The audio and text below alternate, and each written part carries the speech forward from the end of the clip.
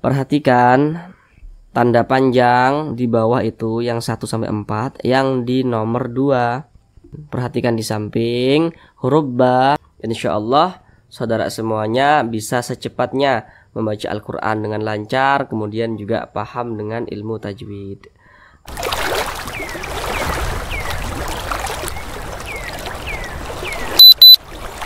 Assalamualaikum warahmatullahi wabarakatuh. Semoga saudara semuanya yang ada di rumah senantiasa dalam keadaan sehat, dipermudah segala urusannya, dan dilancarkan rezekinya. Amin, amin, ya rabbal alamin.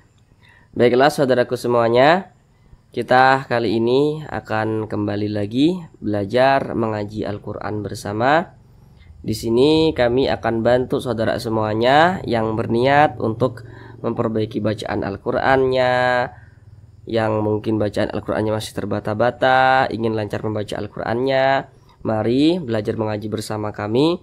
Insyaallah saudara semuanya bisa secepatnya membaca Al-Qur'an dengan lancar, kemudian juga paham dengan ilmu tajwid. Akan kami jelaskan dengan sangat pelan-pelan dan juga dengan detail untuk memudahkan saudara semuanya dalam belajar mengajinya.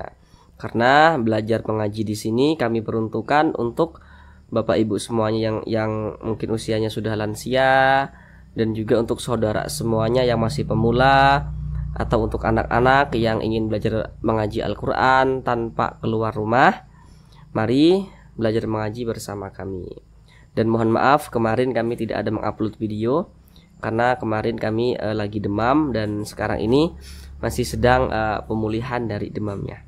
Kita kali ini akan belajar mengaji Al-Quran pada surah Al-Baqarah ayat 98.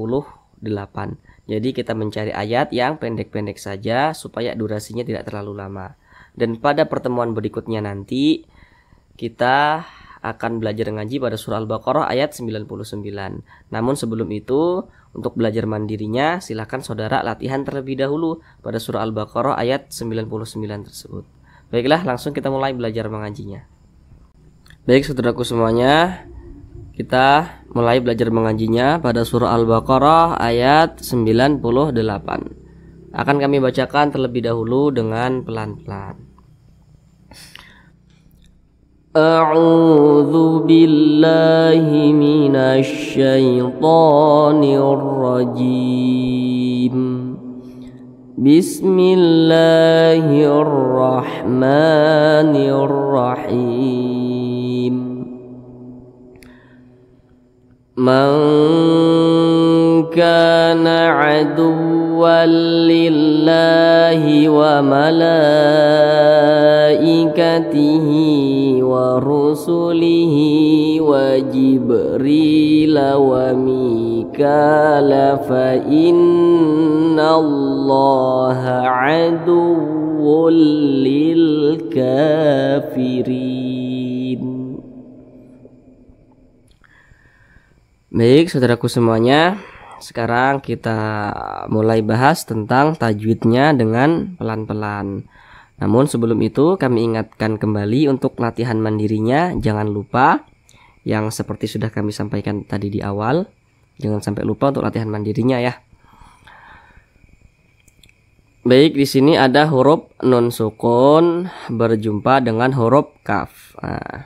Namun sebelum itu di sini perlu untuk diingat bahwa hukum tajwid seperti izhar, idgham, ikhfa, iqlab, idgham bigunnah, idgham bila gunnah ya, yang maksud kami di sini itu terjadi apabila ada huruf nun sukun atau huruf tanwin berjumpa dengan huruf di depannya, maka terjadilah suatu hukum tajwid. Jadi ketika kita membaca Al-Quran berjumpa dengan huruf non sukun, tanda sukun itu seperti ini, atau berjumpa dengan tanda baca tanwin. Nah, perhatikan di samping, tanda baca tanwin itu ada 3, baris 2 di bawah, baris 2 di atas, dan juga domah tain atau tanwin domah. Maka lihat-lihat huruf di depannya ketika kita mengaji Al-Quran.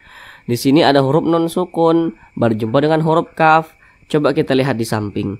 Huruf kaf termasuk kepada huruf ikhfa hakiki. dan dia tergolong kepada jenis ikhfa hakiki ab'ad. Nah, jadi ikhfa hakiki ab'ad hurufnya itu ada dua, huruf qaf dan juga huruf kaf. Nah, jadi cara membunyikannya itu disamarkan dan juga didengungkan. Didengungkan itu apa? Didengungkan itu suaranya kita tahan atau kita panjangkan, kira-kira panjangnya itu 2 ketukan. Nah, 2 ketukan seperti itu atau 2 harokat. Jadi dibaca mangkana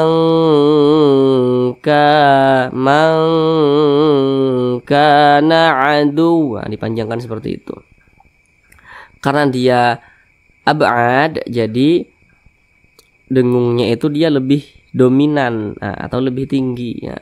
Jadinya lebih cenderung berbunyi eng. Nah, seperti itu. Didengungkan mangkana adu. Nah, seperti itu. Kemudian di sini ada huruf kaf. Di belakang huruf kaf ada alif. Mana alifnya? Ini alif. Kaki ke atas ini alif yang disambung dengan huruf kaf. Perhatikan rumus mad tabi'i di samping yang di kotak warna merah. Apabila kita membaca Al-Quran berjumpa dengan huruf alif, kemudian di belakang huruf alif berbaris ke atas, maka huruf yang posisinya tepat berada di belakang huruf alif, apabila dia berbaris ke atas maka dibaca panjang. Maka huruf kaf ini dibaca panjang karena dia berbaris ke atas. Nih, berbaris ke atas ini kan, dan posisinya tepat berada di belakang huruf alif. Ini huruf alif, di belakangnya huruf kaf, berbaris ke atas. Sebab dia berbaris ke atas itulah maka dibaca panjang. Nah, sebab dia berbaris ke atas dan posisinya di belakang huruf alif begitu. Namun di sini yang perlu menjadi catatan, huruf alif yang kami maksud di sini ada huruf alif yang tidak memiliki harokat. Nah, karena huruf alif itu dia tidak memiliki harokat, tidak memiliki tanda baca, tidak memiliki baris. Nah, kalau kita membaca Al-Quran di mushaf Indonesia ada alif, misalkan nih ada alif seperti ini, kemudian kok di atasnya itu ada barisnya, entah baris ke bawah lah atau baris ke atas atau baris domah, itu bukan huruf alif tapi itu huruf hamzah yang ditulis menyerupai huruf alif. Nah, seperti itu. Karena huruf hamzah itu boleh ditulis dalam bentuk alif seperti itu boleh. Jadi yang menyebabkan bacaan itu panjang adalah huruf alif, dan huruf alif itu dia tidak ada barisnya, tidak ada tanda bacanya, atau tidak ada harokatnya seperti itu.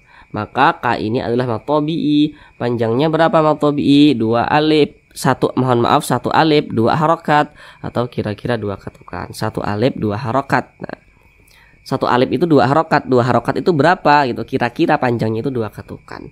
Mangkana adu. Nah, kemudian di sini ada sebelum di sini ada tanda tasydid. Sudah kami buatkan videonya di playlist di channel kami, bagaimana cara mudah untuk membaca bacaan Al-Quran yang bertasydid dan juga bacaan Al-Quran yang sukun. Kalau saudara kesulitan membaca huruf yang bertasydid, kesulitan membaca huruf yang sukun seperti ini, silakan lihat video di channel kami yang sudah kami buatkan playlistnya.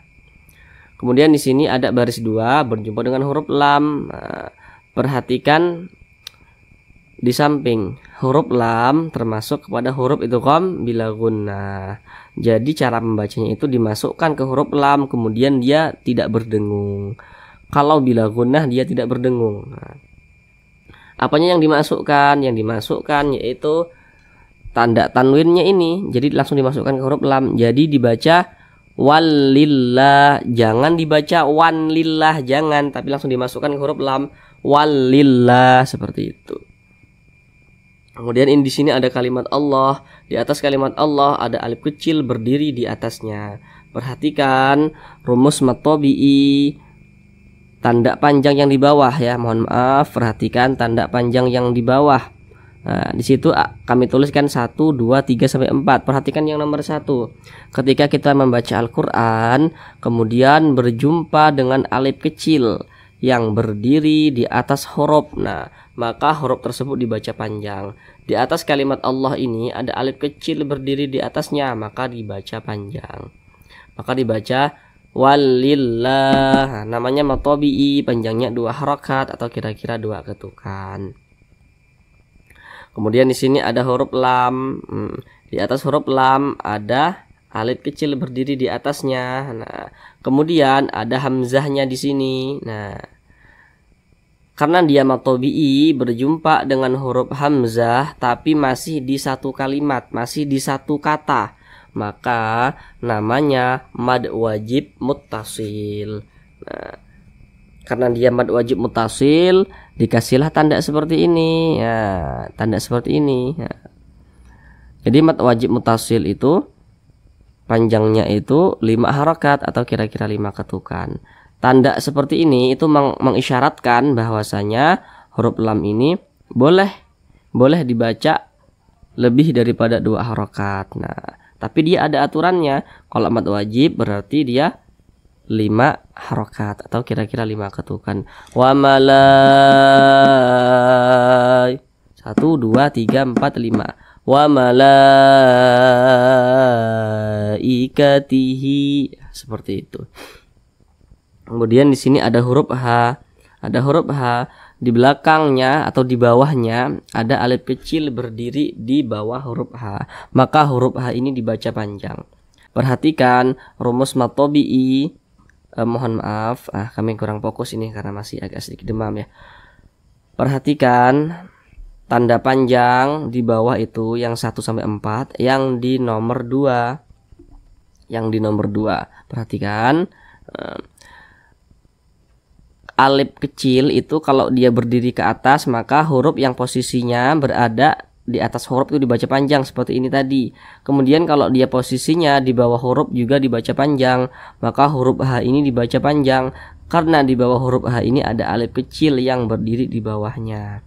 Ini namanya mad silah qasirah. Nah, bukan mad tabi'i tapi mad silah qasirah. Kenapa kok mad silah qasirah? Karena ada huruf H dhamir yang dipanjangkan. Nah, nanti bingung pula apa itu hak dhamir segala macam gitu kan. Nah, nanti cara mudahnya seperti ini. Cara mudahnya itu seperti ini. Pahami tanda panjangnya, tidak perlu diingat nama madnya. Juga tidak masalah, kan ini masih awal-awal ya. Nah, jadi kalau saudara masih awal-awal nian belajar membaca Al-Qur'an tentang tajwid, tidak perlu diingat dulu nama madnya, juga tidak masalah. Nama-namanya itu tidak perlu diingat. Yang penting kita tahu tanda panjangnya. Oh, ini tanda panjang, oh ini tanda panjang, begitu. Itu cara paling mudahnya tuh seperti itu. Untuk di awal-awal. Karena nanti kalau kita sudah tahu tanda panjangnya, kedepannya pun pasti akan tahu tuh tanda-tanda madnya seperti itu. Nama-nama madnya seperti itu. Kemudian di sini ada H lagi dan posisinya di bawah huruf H ada alif kecil berdiri di bawahnya. Maka H ini dibaca panjang. Ini panjangnya 2 harakat atau kira-kira 2 ketukan. Ini juga sama, 2 harakat atau kira-kira 2 ketukan. Namanya juga sama dengan yang di sini tadi. Wa malaikatihi wa rusulihi wa Jibril. Ada huruf ba yang sukun. Perhatikan di samping, huruf ba termasuk kepada huruf qalqalah. Jadi apabila dia sukun maka dipantulkan. Maka huruf ba ini dibaca mantul, wajib mantul seperti itu. Jangan dibaca Jibril, tidak mantul, jangan salah. Tapi harus dibaca mantul. Wajibril wa mikala fa'in. Kemudian di sini ada huruf ya sukun. Di belakang huruf ya sukun, hurufnya berbaris ke bawah. Perhatikan rumus mad tabi'i yang di kotak warna hijau. Ketika kita membaca Al-Qur'an berjumpa dengan huruf ya sukun, kemudian huruf yang posisinya tepat berada di belakang huruf ya sukun, apabila dia berbaris ke bawah maka dibaca panjang. Maka huruf ro ini dibaca panjang karena dia berbaris ke bawah dan posisinya tepat berada di belakang huruf ya sukun. Namanya mad tabi'i, panjangnya 2 harakat atau kira-kira 2 ketukan. Wajibril wa mika. Ini juga sama. Ini sama dengan yang di sini. namanya juga mad tabi'i karena ada huruf ya sukun di belakangnya, hurufnya berbaris ke bawah. Masih di rumus mad tabi'i yang di kotak warna hijau. Wa mikala fa in, ka di atas huruf K ada alif kecil berdiri di atasnya, maka huruf K ini dibaca panjang karena ada alif kecil berdiri di atas huruf K, namanya mad tabi'i. Wa mikala fa in. Nah, di sini ada huruf nun yang bertasydid. Ketika kita membaca Al-Quran berjumpa dengan huruf nun yang bertasydid, berjumpa dengan huruf mim yang bertasydid, itu pasti dibaca berdengung tanpa kita tahu nama hukum tajwidnya juga tidak apa-apa kalau untuk di awal-awal ya. Yang terpenting kita tahu bacanya. Kalau ada huruf nun bertasydid, ada huruf mim bertasydid, pasti dibaca berdengung. Perhatikan di samping. Huruf nun bertasydid, huruf mim bertasydid itu hukumnya gunnah musyaddadah. Nah, akan tetapi kalau huruf nun bertasydid hukumnya gunnah musyaddadah dengan catatan, perhatikan yang kami lingkari satu, kami lingkari warna kuning yaitu mim nun bertasydid. Kemudian di bawah nun bertasydid itu kami lingkari itu satu, kami lingkari warna merah, kemudian dua, kami lingkari warna merah yang kecil-kecil itu. Nah, ada huruf nun bertasydid, dia hukumnya gunnah musyaddadah dengan catatan di belakangnya sini, di belakangnya tidak ada tanda baca tanwin, di belakangnya sini tidak ada nun sukun, karena nanti kalau ada nun bertasydid di belakangnya, di belakang huruf nun bertasydid ada tanda baca tanwin, ada huruf nun sukun, maka nanti nama hukumnya berubah. Akan tetapi walaupun nama hukumnya berubah, cara bacanya tetap sama, didengungkan, maka cara bacanya itu yang perlu untuk diingat begitu. Gunnah musyaddadah didengungkan, dengungnya itu 2 harakat atau kira-kira 2 ketukan. Fa innallah. Akan tetapi untuk gunnah musyaddadah, itu boleh didengungkan hingga 3 harakat atau kira-kira 3 ketukan. Tapi kita samakan sajalah 2 ketukan atau 2 harakat. Fa innallah. Nah, di sini ada kalimat Allah. Di belakang kalimat Allah hurufnya berbaris ke atas. Ketika kita berjumpa kalimat Allah, kemudian huruf di belakang kalimat Allah dia berbaris ke atas atau berbaris dhammah, berbaris fathah atau berbaris dhammah, maka kalimat Allah ini dibaca tebal atau dibaca tabkhim. Nah, jadi dibaca fa innallah, jangan dibaca fa innallah, jangan, tapi dibaca tebal. Fa innallah. Kemudian di atas kalimat Allah ada alif kecil berdiri di atasnya, maka kalimat Allah ini dibaca panjang. Akan tetapi kalau di Al-Quran Mushaf Madinah, di awal-awal kami belajar mengaji itu, di video-video kami awal kami mengedukasi dengan menggunakan Al-Quran Mushaf Madinah. Itu di atas kalimat Allah, kalau di Al-Quran Mushaf Madinah tidak ada tanda panjangnya. Jadi nanti ketika saudara membaca Al-Quran, ada kalimat Allah seperti ini, tapi kok di atasnya itu dia tidak ada tanda panjangnya, maka kalimat Allah tersebut harus tetap dibaca panjang begitu.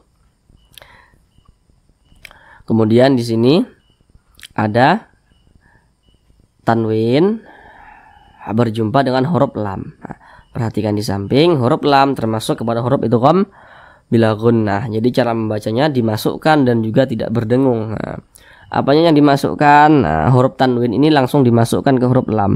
Jadi dibaca aduwwul lil. Nah, jangan dibaca aduwwun, jangan, tapi dibaca aduwwul lil kafirin. Di atas huruf K ada alif kecil berdiri di atasnya, maka huruf K ini dibaca panjang, mad tabi'i. Panjangnya 2 harakat atau kira-kira 2 ketukan. Lil kafirin. Ada huruf ya sukun di belakangnya berbaris ke bawah. Perhatikan rumus mad tabi'i yang di kotak warna hijau. Apabila ada huruf ya sukun, kemudian huruf yang posisinya tepat berada di belakang huruf ya sukun, apabila dia berbaris ke bawah maka dibaca panjang. Maka huruf ro ini dibaca panjang karena dia berbaris ke bawah. Dan posisinya tepat berada di belakang huruf ya sukun. Pada awalnya ini namanya mad tabi'i. Akan tetapi mad tabi'inya di sini berjumpa dengan huruf yang disukunkan atau yang kita baca mati, maka namanya berubah menjadi mad arid li sukun. Mad arid li sukun boleh dibaca 2 harokat atau kira-kira 2 ketukan hingga 6 harokat atau kira-kira 6 ketukan boleh. Lil kafirin. Nah, kemudian di sini ada huruf ro, dia berbaris ke bawah, maka dibaca tipis. Kafirin, jangan dibaca kafirin, jangan, tapi dibaca tipis. Kafirin, seperti itu. Kemudian di sini ada huruf non yang kita baca sukun, jadi dibaca kafirin, jangan dibaca kafirina, tapi dibaca kafirin. Kenapa kok dibaca kafirin? Nah, kenapa kok huruf nun ini disukunkan atau dimatikan? Ketika kita membaca Al-Quran berjumpa dengan huruf yang tidak memiliki tanda panjang, kemudian kita berhenti pada huruf tersebut, maka huruf tersebut karena dia tidak memiliki tanda panjang maka harus dibaca mati. Kita berhenti pada huruf nun, sedangkan huruf nun tidak memiliki tanda panjang, maka huruf nun tersebut harus disukunkan. Lil kafirin, seperti itu. Sekarang kita baca bersama-sama dari awal. Man kana aduwwan lillahi wa malaikatihi wa rusulihi wa jibril wa mikala fa innallaha aduwwun lil kafirin. Shadaqallahul azim.